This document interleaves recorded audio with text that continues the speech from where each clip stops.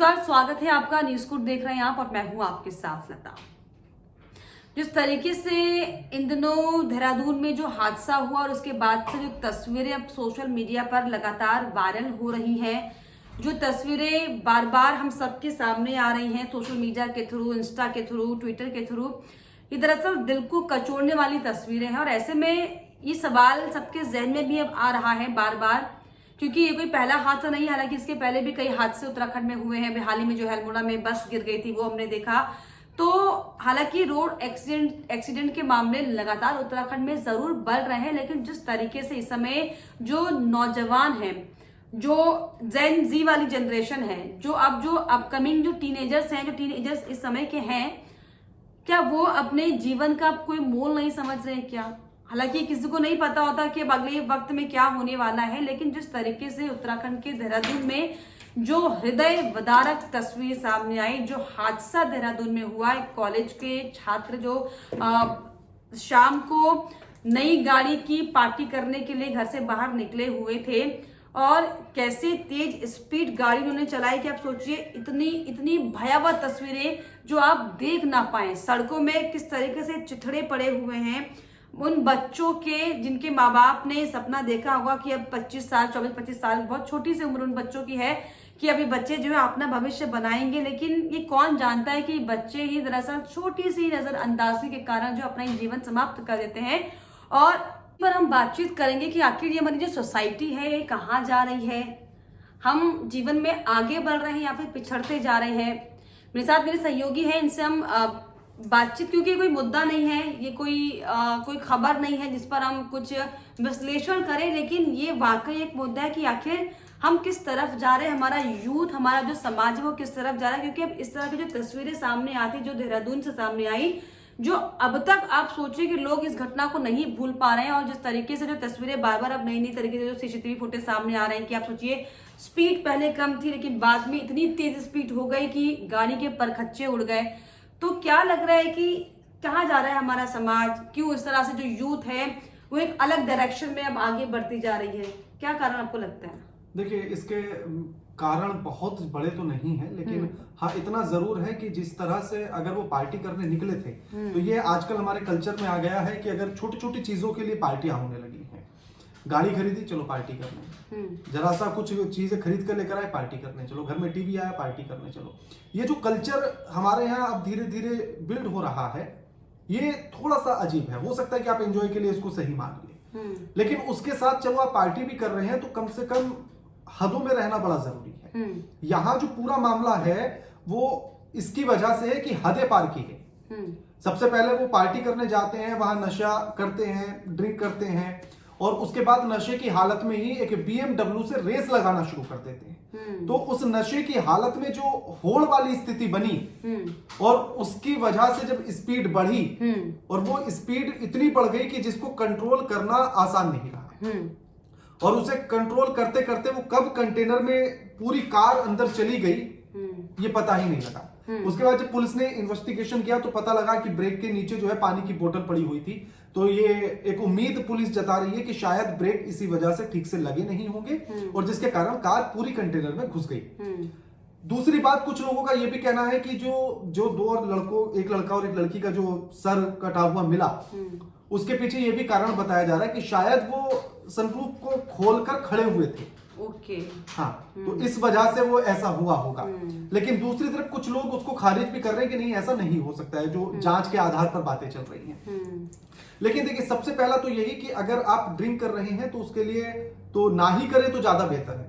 सावधानी बिल्कुल, वो सावधानी बरतना बड़ा जरूरी है। और अगर उन्होंने भी उस दिन BMW को लेकर रेस ना लगाई होती तो वो 6 जिंदगियां आज हमारे बीच होती। लेकिन ये जो पूरी स्थिति है, अब देखिए उसमें एक बड़ी दर्द भरी कहानी ये भी है कि जो उसमें लड़की थी कामाक्षी, उसको लेकर ये कहानी बताई जा रही है कि वो सबसे पहले अपने पिता को खाना देने पहुंचती है और वहां जब अपने पिता से कहती है कि आप खाना खाकर सो जाइए, मैं भी सोने जा रही हूँ। पिता सोने चले जाते हैं और वो चुपचाप निकलकर अपने दोस्तों के साथ पार्टी करने चली जाती है। जब सुबह को 4 बजे के आसपास उसके पिता के फोन की घंटी बजती है और उधर से पुलिस उनको बताती है कि आपकी बेटी की ऐसे ऐसे एक्सीडेंट में मौत हो गई है, उसके पिता के पैरों तले जमीन खिसक जाती है। वो भागकर पहुंचते हैं, देखते हैं पहले रूम में कि बताया था कि रात तो कि मैं सोने जा रही हूं, लेकिन वो जब अंदर जाकर देखते हैं तो कमरे में बेटी नहीं थी।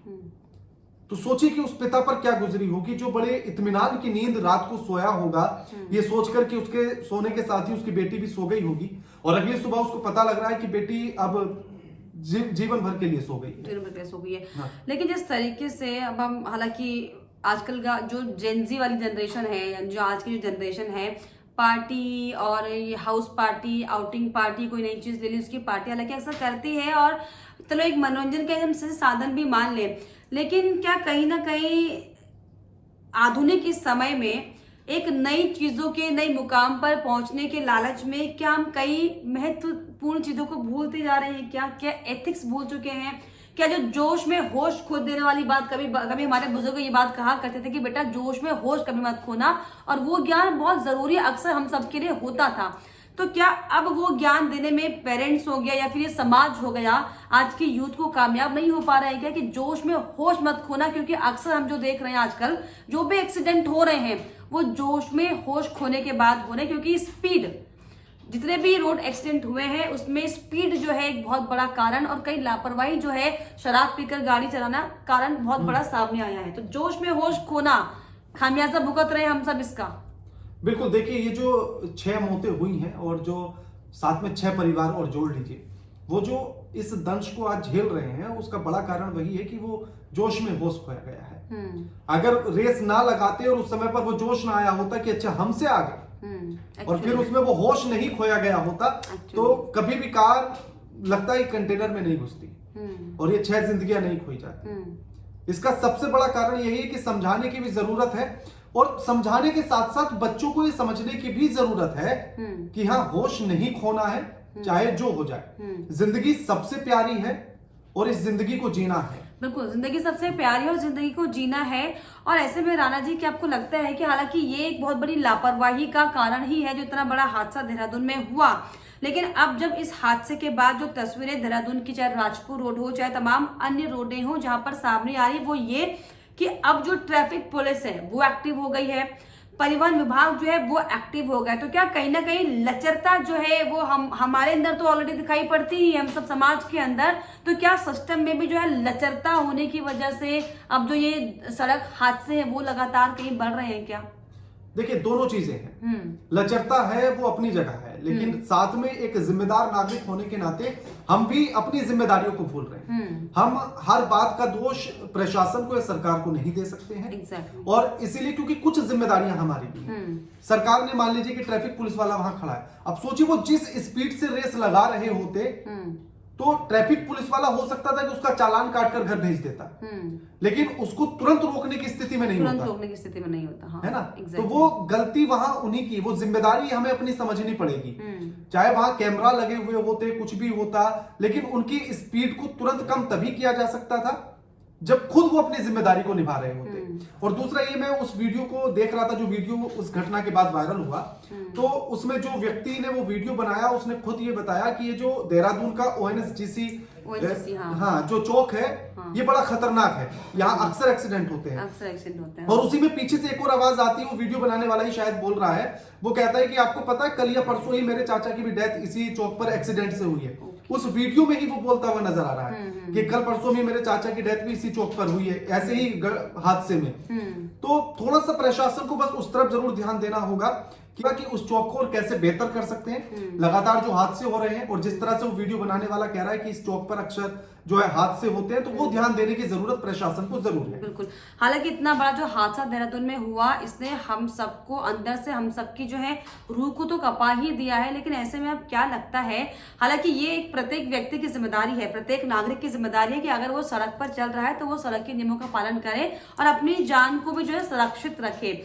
ऐसे में क्या सरकार की इसमें जिम्मेदारी हो जाती है कि सरकार को भी जो है मुख्य तौर पर इन विषयों पर ध्यान देना चाहिए, ताकि इस तरह के जो हादसे बार बार उत्तराखंड में हो रहे हैं उनसे बचा जा सके। क्योंकि अब जो है अंधाधुंध सड़कें जो है, सड़कों पर जो है हादसे हो रहे हैं, अंधाधुंध जो है गाड़ियां हाई स्पीड ट्रैक पर चल रही हैं और आप सोचिए कि तस्वीरें इतनी भयावह हो जाती, कई बार चमोली में एक तस्वीर सामने थी, यहाँ पर मॉर्निंग वॉक करती महिला को ऐसे कुचल दिया गया जैसे आप सोचिए कि कोई सामान रखा और उसे उठा के फेंक दिया हो। अब तो ये जो तस्वीरें बार बार सामने आ रही है हम सबको डराती तो है ही, लेकिन क्या लगता है कि इस पर सरकार की किस तरीके से जो है भूमिका होनी चाहिए ताकि इस तरह के हादसे जो है वो ना होने पाए प्रदेश में? देखिए, इसके लिए एक बड़ा अच्छा ये है कि सरकार ने अभियान बहुत चला रखे हैं। आपको सड़क के किनारे जगह जगह पर जो है पोस्टर बैनर लगे हुए मिल जाएंगे नियमों को लेकर। और साथ में अब बड़े चौकों पर अगर आप देखेंगे तो जैसे नोएडा के चौक पर ही 62 वाले पर आपको मिलेगा कि एक एलईडी में ऐड चलता हुआ मिलेगा जिसमें अक्षय कुमार नजर आते हैं। तो उस तरह के तमाम अभियान चलाए हुए हैं। लेकिन इसमें ना एक पॉइंट है, मैं कहीं सुना था किसी के मुंह से, उन्होंने कहा था कि हम भारतीयों में एक कमी है, हमारी रीडिंग पावर तो अच्छी है लेकिन हमारी लर्निंग पावर बहुत वीक है। हम पढ़ना तो जानते हैं, हम पढ़ तो लेते हैं लेकिन उसको समझ नहीं पाते हैं। जिस दिन हमने उन पंक्तियों को समझना सीख लिया, उन पर मनन और मंथन करना सीख लिया, उस दिन चीजें अपने आप ठीक होती चली जाएंगी। अब हमें पता है, ये मुझे नहीं लगता कि पूरे भारत में कोई ऐसा व्यक्ति होगा जिसको नहीं पता होगा कि लेफ्ट साइड उसको चलना चाहिए, जब वो मोड़ रहा हो तो उसको इंडिकेटर देना चाहिए, रफ्तार उसको कितनी रखनी चाहिए, है ना, वो सारे रूल्स उसको पता है। लेकिन उन पर मनन नहीं करता, उन पर चिंतन नहीं करता है, उनको अप्लाई नहीं करता है अपने जीवन में। जिस दिन उन लिखे हुए रूल्स को जो उसने पढ़े हैं पोस्टर्स पर और बैनर पर या एड के जरिए, जिस दिन उनको उसने अपने जीवन में उतार दिया, उस दिन चीजें अपने आप ठीक हो जाएंगी। तो हमें रीडिंग पावर के साथ साथ अपनी लर्निंग पावर को बढ़ाने की जरूरत है। वाकई सिर्फ ये है जो हम बड़ी बड़ी बातें ही सिर्फ नियम कानून की करते हैं, उन बातों को करने के साथ साथ दरअसल हमें उन बातों को खुद में अख्तियार करने की भी जरूरत है ताकि जो ये हादसे इस तरीके से सामने आ रहे हैं, जो कि भुलाए नहीं भूलती तस्वीरें आंखों से, आपके दिमाग से, आपके जहन से ये हादसे ना होने पाए। लेकिन इस हादसे को लेकर, इस हृदय विदारक तस्वीर को लेकर आपको क्या लगता है कि अब किस तरीके से हम सबको समझना चाहिए कि सड़कों पर हम किन नियमों का पालन करें अपने परिवार के लिए, अपने लिए सुरक्षित जीवन को जो है आगे बढ़ाने के उद्देश्य से जो है हम